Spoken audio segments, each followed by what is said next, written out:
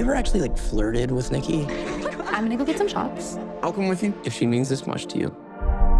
And I know she does. To say, Nikki, I think we should grab a drink sometime. Nikki, wait. I was gonna ask you, What?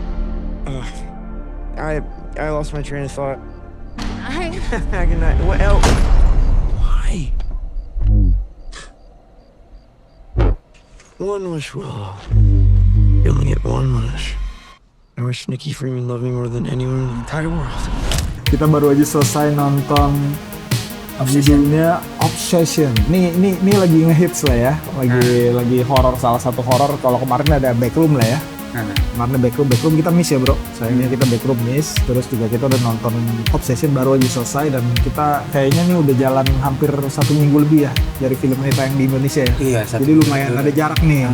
Kita kalau yang waktu kemarin Disclosure Day kita Day One, yang ini kita lumayan karena ada kesibukan. Tapi ya kita udah selesai nonton. Nah, reaksi gue pertama selesai nonton itu, aduh lumayan ya. Gue udah lumayan deg-degan, maksud gue karena berapa kali dikagetin. Dan tadi tuh rame ya bro, bioskop ya. Rame banget. Iya, jadi ada efeknya kalau lu kaget tuh rame-ramean sama orang gitu loh. Sebelah lu kadang-kadang juga melakukan gerakan secara fisik yang cukup mengagetkan. Karena ada yang tiba-tiba kagetnya tuh langsung. Iya bener. Nah, gue ikut kaget. Nah itu mungkin lu gak bakal dapet itu guys kalau lu nonton di rumah. Iya. Pengalaman begitu tuh, yang lu ngikut kaget gara-gara sebelah lu yang lebih kaget daripada lu. Kaget. Tuh, sebelah gua tadi hampir mau lompat bro. Kagetnya tuh kaget kencang begitu. Jadi gua tuh langsung, gua makanya kan gua langsung anjing, gua kaget banget gitu loh. Jadi itu feeling gua sih waktu keluar. Jadi dan gua karena gua memang suka juga film horor. Ya ini salah satu film horor yang gue enjoy banget nonton di bioskop gitu ya. Jadi gue suka sih overall ya, gue ngomong overall gue suka dari. Jadi impresi gue adalah ya tadi takut terasa ya di film horor supposed to harusnya nggak buat lu takut pasti ya benar. Gue ngerasain itu, ngerasain suspense-nya juga, ngerasain thrillingnya juga. Itu gue sih. Kalau lu feelingnya apa? Ini film menurut gue sakit sih maksudnya. Sakit ya lu kan. Itu tadi bahasa lu sempat ngomong tadi. Iya, ini sakit sih film maksudnya emang penonton itu dibikin emang yang pasti ini kan horor nggak ada ya mungkin spoiler nggak ada setannya ya. Betul. Cuman dia ngebangun suasananya yang horor itu kan menurut gue tuh jadi antisipasi banget. Terus emang kagetnya itu bukan kaget yang kalau horor pada umumnya kan setan nongol di depan lensa gitu kan.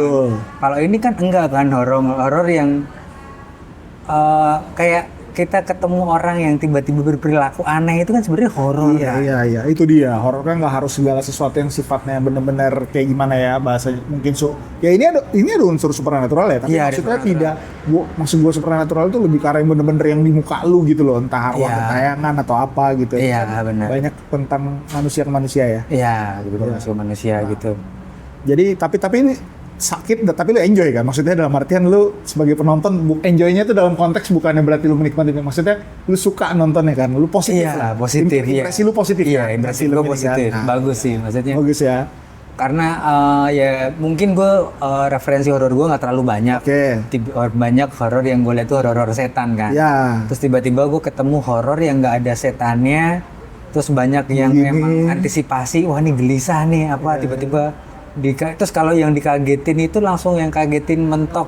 Lo kayak kagetnya itu durasinya agak panjang gitu, 15 detik. Kalau kaget, wah ini kok diginiin tiba-tiba gitu. Iya. Jadi mungkin bahasa gampangnya tuh ini kali, bahasa sederhananya bukan bahasa gampang. Bahasa sederhananya mungkin lu kaget tapi ada yang kaget kayak udah kaget terus hilang aja nggak ada efek. Ini kaget tapi berdampak kan. Iya. Anjing kayak mikir bisa begitu gitu.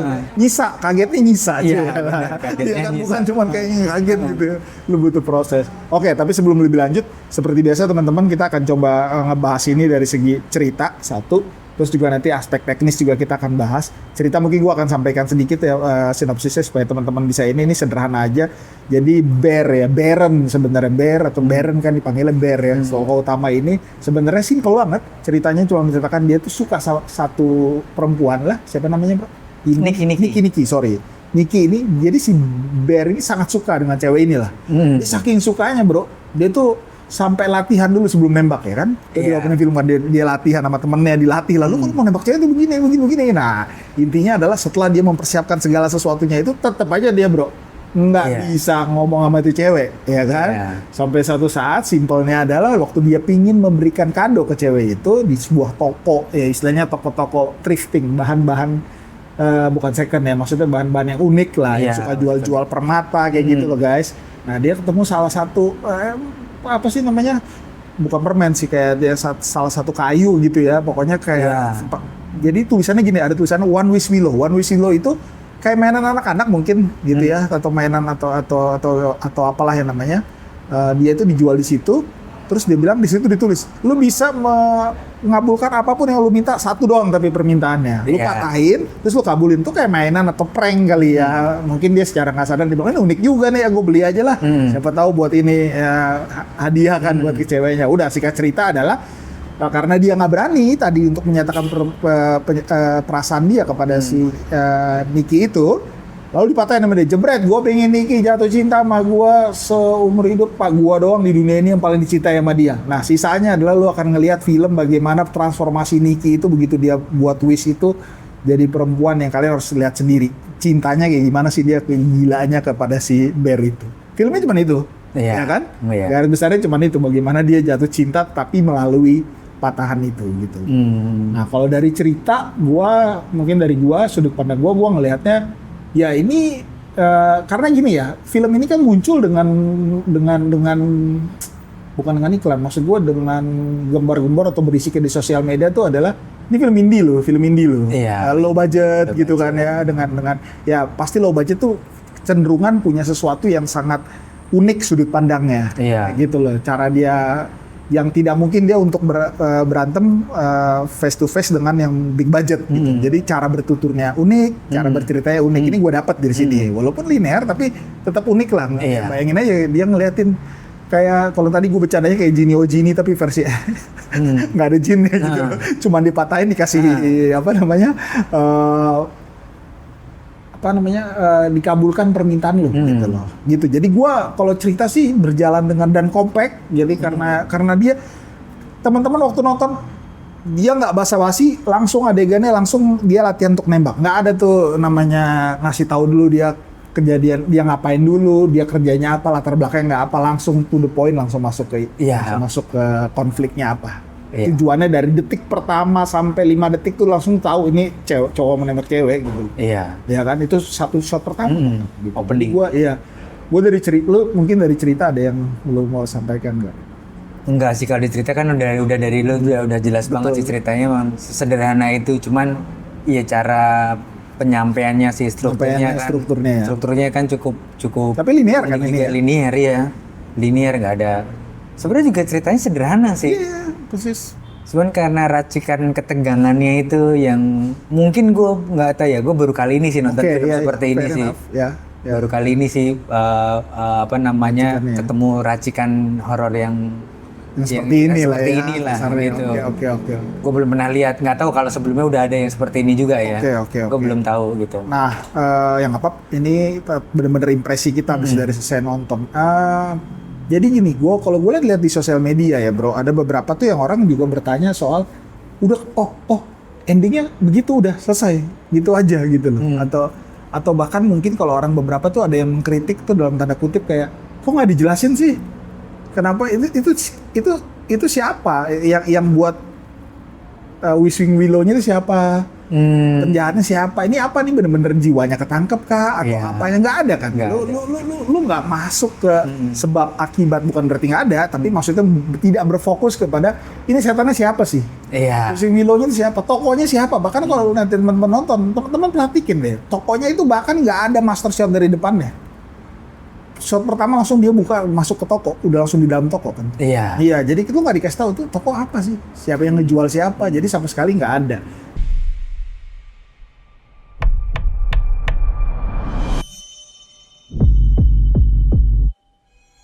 I love you so much. A love only the branch of a willow tree could conjure. It's weird how you two are dating all of a sudden. Like super dating. I think Nikki is going through something. Like what? Is she okay? No. Jeez, what kind of spells you put on her?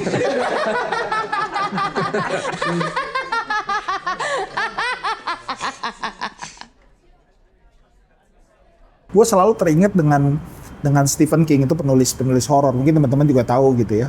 Lu tahu pernah dengar Stephen King? Iya kan dia tuh pernah, dia ada quote dia yang terkenal sebenarnya. Apa namanya? There is no fun. Nggak ada kesenangan, nggak ada yang menarik dari menjelaskan sesuatu yang sifatnya horor atau nightmare. Jadi bagi dia justru horor itu ada di dalam sesuatu hal yang nggak bisa lu jelasin. Gitu. Kalau lu mencoba untuk menjelaskan horor, malah fun-nya hilang.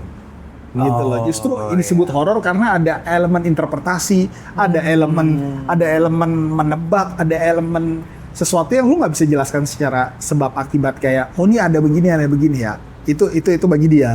Dan gua kerasa banget di sini tuh kayak dia ngambil formula yang memang benar. Oh ya udah, lu bisa kejadian seperti ini tapi tidak dijelaskan dengan secara gamblang detail. Ini gimana nih, atau misalnya oh ini kutukan ini ternyata permen ini udah dari tahun 1930 pernah ada anak yang mati waktu buat kayu ini. Lalu dia ada yang jampi-jampi sihirnya. Dia nggak sampai ending pun teman-teman nggak bakal ngeliatin hal yang kayak begitu. Jadi kalau lu mau cari jenis horor yang begitu, yang mencoba untuk itu, ya lu mungkin nggak dapet kepuasan quote on quote di sini. Tapi kalau lu mau feeling horornya dari ceritanya, monggo dari sinilah yang lu bisa, maksud gua lu bisa ngalamin hal itu gitu loh di film Obsession ini gitu.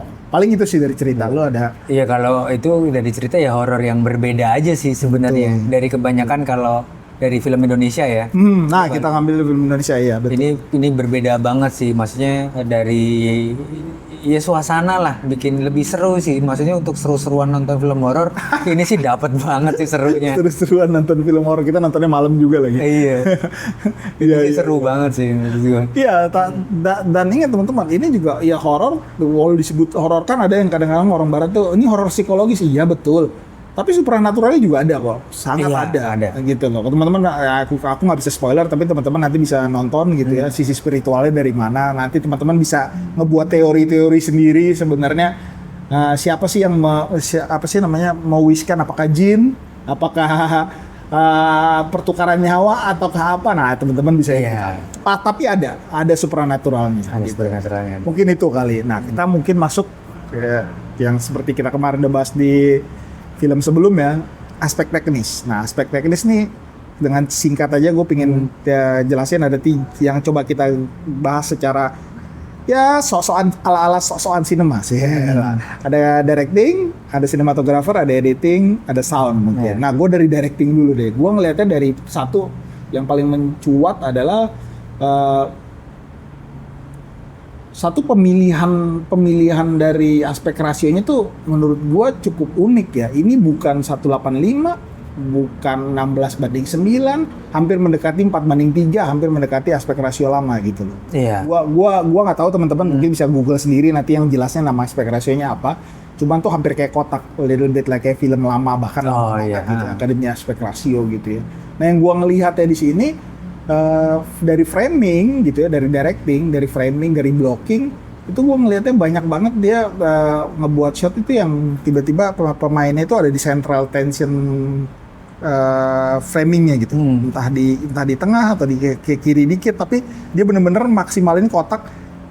Oh ya, ini gue agak random juga, gue sempat kepikiran soal headroomnya juga tuh, pas lagi beberapa kali dialog tuh lumayan ada headroom yang tinggi-tinggi tuh. Oh iya. Yang ngeliat itu ya. Nah itu juga gue ngeliat, ya gue nggak tahu apa yang dimaksud dengan direkturnya. Cuman bagi gue yang mencoba menginterpretasikannya, gue kerasa banget sih dengan pemilihan ini tuh nuansa claustrophobic, nuansa kayak nih karakter ini bener-bener ke kungkung gitu, kayak apa ya, claustrophobic itu apa sih bahasa Indonesianya guys?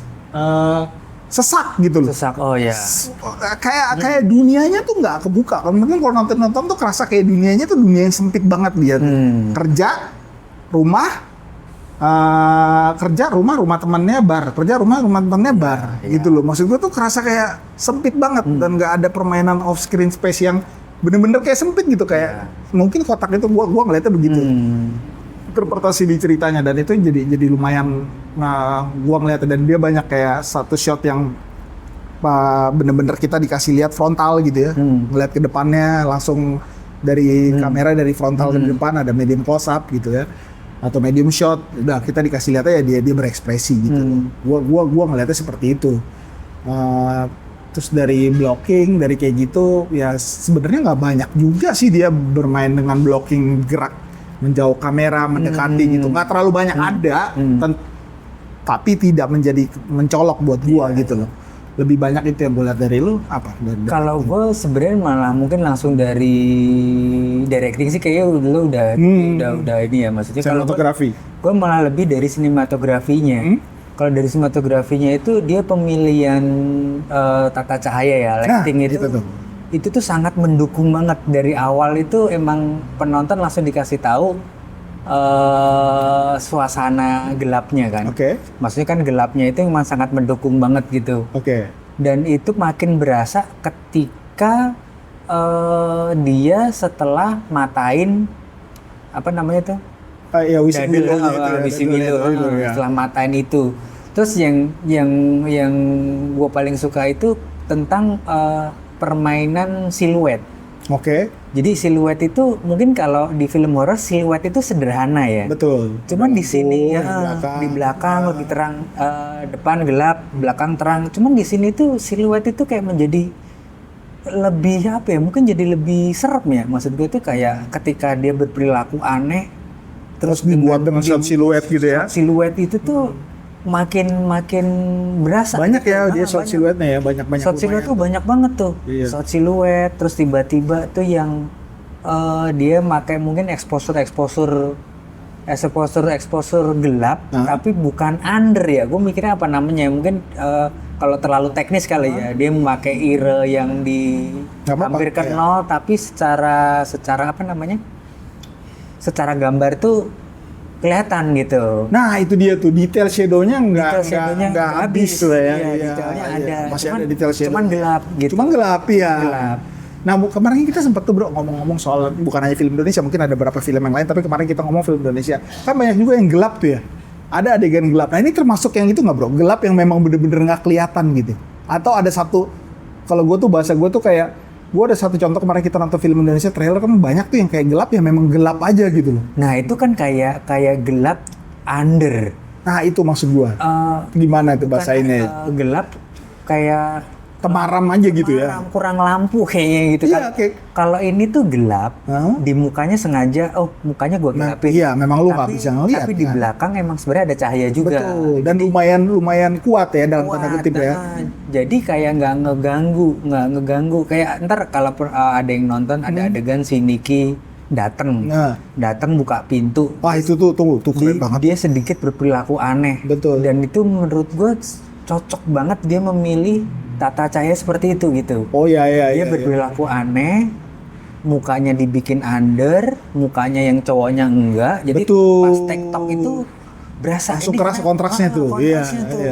Ini kok berperilaku mungkin tiba-tiba berperilaku aneh, dibikin kontras, yang cowoknya cahayanya normal, yang satu agak siluet. Betul. Itu kayak nggak tahu ya, gue ngerasa bisa nambah ketegangan sih. Iya jelas banget. Itu gue merinding waktu nonton di adegan itu. Itu merinding gue.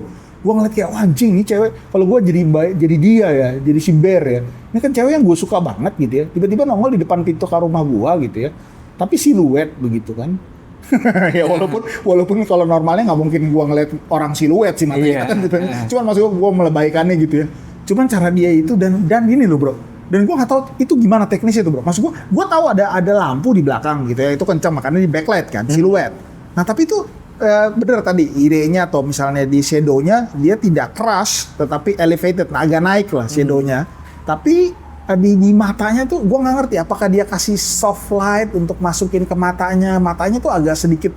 Iya, sedikit ada cahaya gitu loh. Apakah memang itu ya pasti ada somethingnya di posnya. Tapi maksud gua secara praktikal apakah ada berarti highlight kah atau apa, bayangan lu aja, tebak-tebakan sosokan lu ngeliatnya tuh gimana? Iya gue nih sosokan tapi nggak tahu ini, tapi sosokan tapi benernya itu tipis banget nih menurut gue. Gue mikirnya itu kayak di mukanya dikasih cahaya tipis banget. Terus habis itu ini berarti off kamera kan? Iya. Ada lampu lah off kamera yang mengarah ke mata dia gitu ya? Ke mukanya dia. Mukanya malah ya? Muka dia tapi tipis banget. Ya? Terus habis itu di pos digelapin, tapi khusus mata doang sih. Ada power window mungkin atau apalah gitu lah ya diterangin dikit aja khusus mata doang. Tapi itu small detail yang kena banget loh gue. Itu langsung kayak wah anjing nih. Ini kayak ibarat katanya kalau orang udah ibaratnya kalau di film Indonesia, wah ini nih udah kerasukan ini. Gitu kasarnya bahasa kita kan begitu. Enggak terlalu kelihatan. Oh iya, bukan make up itu tidak. Jadi teman-teman bukan make up yang dibuat kayak tiba-tiba mata gelap atau gimana. Perempuan aja, memang perempuan yang berdiri backlight lu ngeliatnya samar gitu. Iya. Cuman matanya tuh ya somehow dikasih ada glim-glim. Iya, dikit lah ada cahaya-cahaya. Tapi tipis. Nah, teman-teman harus nonton sih. Teman-teman harus lihat matanya. Itu bukan matanya dibuat merah menyala kayak kerasukan setan iblis gitu ya. Normal. Iya, itu kayak ada entah bias lampu atau apa, tapi kayak gitu lah. Jadi kayak kita siluet penonton tuh, oh ini tahu siluet, tapi mata kita fokus ke matanya dia. Matanya Nicky lagi ngomong ke si cowoknya ini nih, ke Bear ini nih. Kayak sengaja, oh lo lihat matanya si Nicky nih gitu. Walaupun nggak jelas ya, maksudnya karena pasti ada unsur gelapnya gitu. Nah makanya kalau kita balik lagi ke film yang tadi kita contoh di film dan setelah kita lihat trailernya, itu baru trailernya doang, kita belum filmnya. Cuman maksudnya ini bukan jenis yang gitu ya, bukan yang temaram begitu ya. Karena gue mikirnya waktu itu kita discuss ya, gue bilang ini kenapa sih kalau film Indonesia tuh atau bukan film Indonesia dong sih ada beberapa film bule juga kok, gue tahu begitu.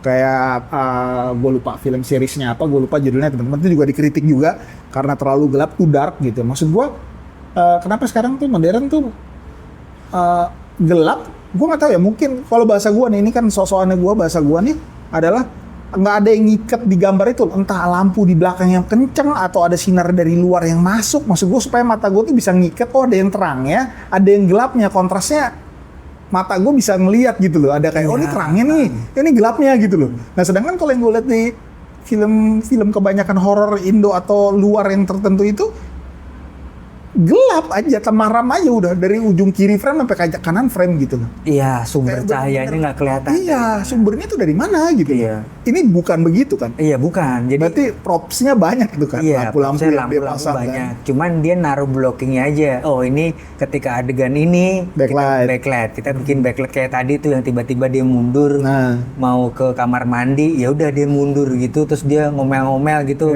Kan itu jadi makin serem. Kalau dia ngomel-ngomelnya di depan ada cahaya, mungkin biasa aja. Iya, karena mukanya kayak expose. Tapi begitu dia blocking ke belakang, dia blocking ke belakang jadi siluet, terus dia ngomel-ngomel kan penonton jadi kayak informasinya di kuping aja gitu kan.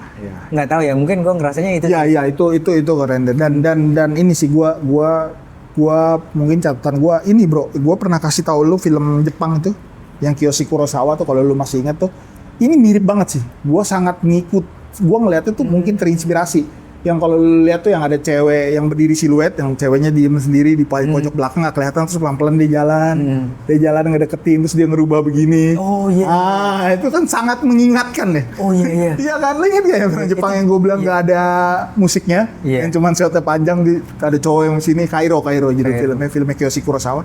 Terus habis itu dia ngeliat ada kayak ada setannya anjir di belakang tembok, terus temboknya keluar ya kan, terus setannya kayak gitu sedikit, terus jalan dikit, tapi nggak ada apa-apa, terus gerak dikit gitu, itu banyak tuh. Tadi gue liat tuh diulang 2 kali tuh. Iya benar-benar. Gue bilang wah ini kayaknya udah nih terinspirasi nih. Ini versi Hollywood ya, kalau itu Jepang kan gitu loh.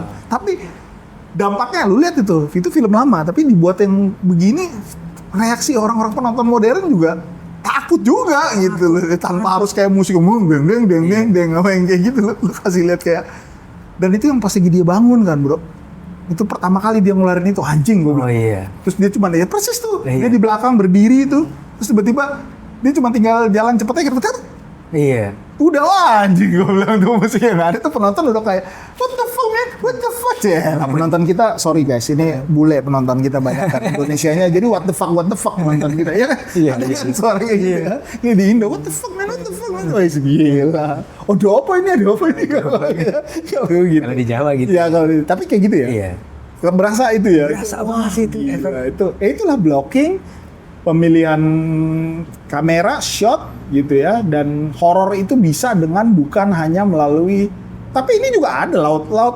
Jadi gini, gue ngeliatnya ini dia bisa memeritkan atau memadukan antara tradisional kagetan yang bener-bener dia pakai suara dengan yang slow burn.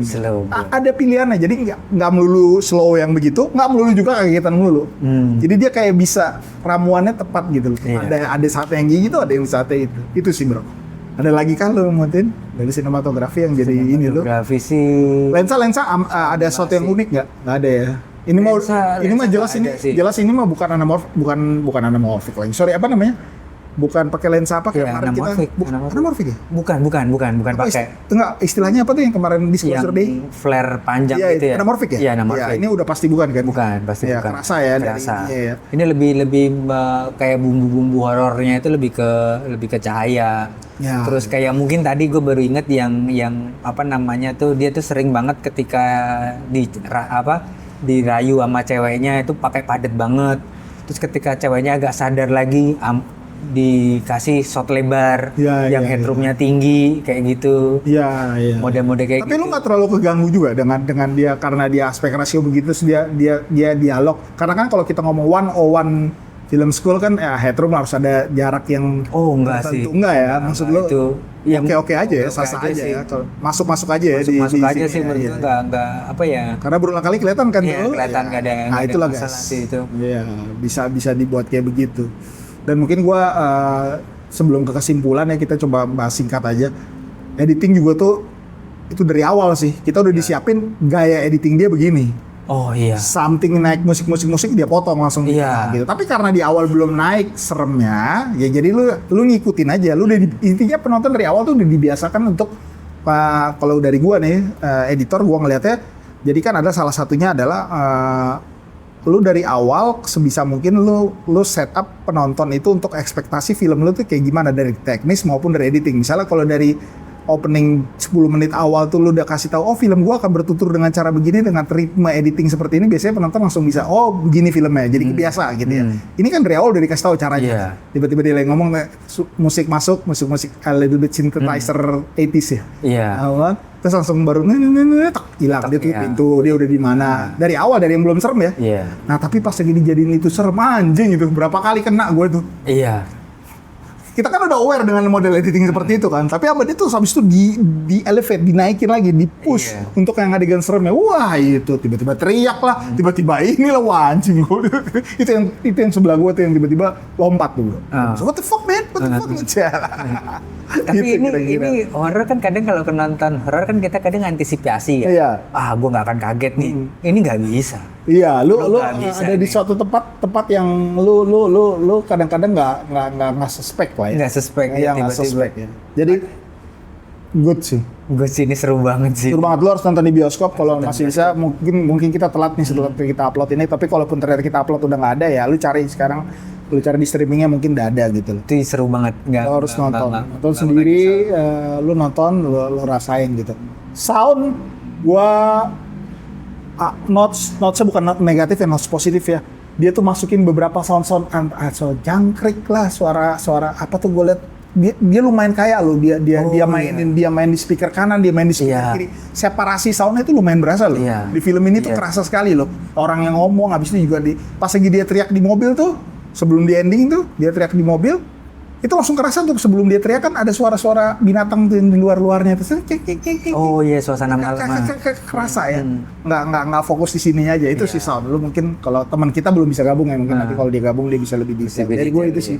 Sama gue juga emang sound desainnya emang oke banget sih. Iya, kerasa ya. Kerasa gitu. Iya, kerasa di sini ya. Dan sering apa ya, ngagetin di suara, tapi yang kagetnya tuh ada beberapa yang kaget banget, kaget nggak terlalu kaget, biasa. Betul. Gitu. Kayak ada unik sih sound desainnya sih, bagus unik. Sih. Teman-teman bisa kalau misalnya memang pingin pingin memperhatikan sound desainnya. Cuman gua nggak yakin kalau nonton di OTT ya, tapi mungkin kalau teman-teman di rumah punya sistem yang bagus oke. Tapi gua rasa di bioskop tuh kerasa banget sih. Separasi soundnya tuh berasa banget. Berasa banget, main kiri ke kanan, dialognya main orangnya lagi off screen, dia ngomong di sebelah kiri, dia di kanan, dia main banget gitu loh. dan digabung sama musik. Kalau musik sih ya gue nggak bisa banyak ini ya komentar, cuman maksud gue juga suka dengan synthesizer 80s gitu yang apa sih synthesizer 80s ya, mungkin nanti kalau ada teman kita gue juga nanya itu jenisnya genre apa tuh kalau kayak begitu, kayak di musik-musik synth gitu kan, synth gitu kan, kayak ya 80s. Nah, masuk kesimpulan guys. Kalau kesimpulan gue, film ini adalah kan banyak digadang-gadang nih film horor indie, budget indie dengan salah satu pendapatan terbanyak, bahkan ngalahin Sinner bro. Sinner itu big box office gitu, perbandingannya antara situ ya. Ya gue bilang worth it lah, gue ngerasa ini film yang bener-bener lu ngebuat lu, kalau lu penyuka horor, lu pasti seneng sih nonton film ini sih. Lu aja yang lu bilang nggak terlalu in horror, lu juga enjoy. Iya, enjoy gue. Iya. Jadi rekomendasi banget sih. Oh, rekomendasi banget sih ini. Dan ini mungkin nih bahasa gue seperti pikiran tadi gue agak lupa. Di generasi orang-orang penonton sekarang, anak muda ya maksud gue, mungkin Z atau Alpha bahkan ya. Alpha tuh harusnya udah boleh nonton film ini nggak sih? Ini 18 sih. Gue nggak tahu lah teman-teman mungkin nih. Pokoknya intinya garis. Dia ini kayak bisa nge-bridge antara orang yang mungkin kayak gue yang klasik nih, sama orang-orang yang baru. Kerasa banget dia tuh bisa nge-blending, muasin selera gue. Gue yakin juga nih untuk orang-orang yang baru juga, anak-anak sekarang nih juga oke nih masuk nih, seleranya nih. Keren banget direkturnya, keren banget timnya gitu loh, bisa meramu seperti ini gitu loh. Gua salut sama semua tim di semua departemen film ini tuh. Gua ngerasa kayak mereka tadi bisa bridging buat film yang gua nontonnya juga begini, dan gua ngeliat juga tadi banyak anak-anak muda juga ya. Dan ini kita nonton di sini nih lumayan apa sih namanya? Hampir full juga loh. Hampir full, makanya banyak banget. Terus abis itu kerasa lah anak-anak muda kan? Iya, anak-anak muda gitu. Tuanya juga ada juga sih. Betul, termasuk bukan kita kan, pasti bukan kita kan. Maksudnya kita ngomong yang, nah cuman maksudnya mereka bereaksi gitu bro. Bereaksi. Iya, anak-anak mudanya tuh dan exciting kan, what the fuck gitu kan.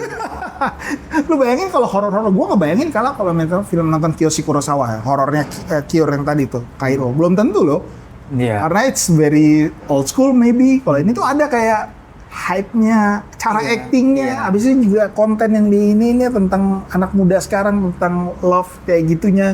Iya, dan sekarang kayak anak gue juga karena memang sutradaranya anak muda banget kan. Iya, muda banget, masih muda nih. First debut film mungkin kalau gue nggak salah ya, teman-teman bisa cek. Jadi kesimpulan gue rekomendasi film ini, lo kalau bisa tonton di bioskop kejar. Kalau misalnya memang pas ini video di-upload udah nggak ada di bioskop ya tonton aja di OTT, udah tonton.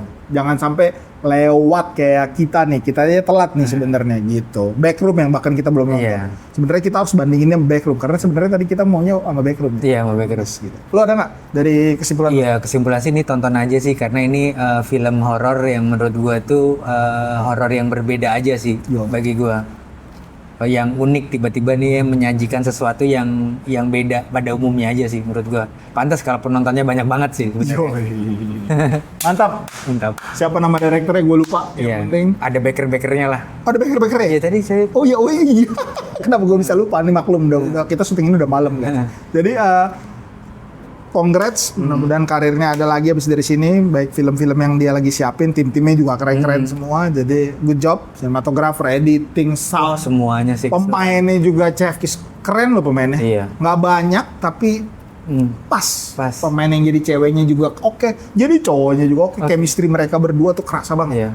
Yang si Nicky-nya ekspresinya tiba-tiba berubah cepat banget, itu. Dan cowoknya punya reaksi yang cukup, lu satu sisi nyengir tapi kasihan juga, tapi ya salah sendiri lu yang minta gitu kan kasarnya gitu. Jadi ya sekarang mungkin penutupnya rekomendasi silakan pergi nonton, dan kalau teman-teman nanti ketemu di toko kelontong atau toko apapun ada One Wish Willow, nah hati-hati ya. Mungkin teman-teman bisa patahkan ya supaya kondisi ekonomi membaik.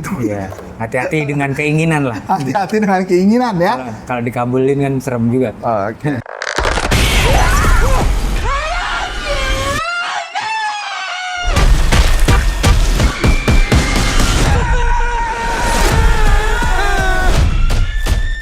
Nikki?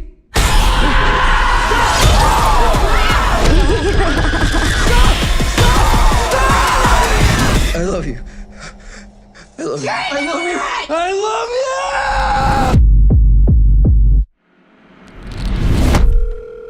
I was calling to see if there's a way I can cancel a wish. I'm sorry, we don't really do that.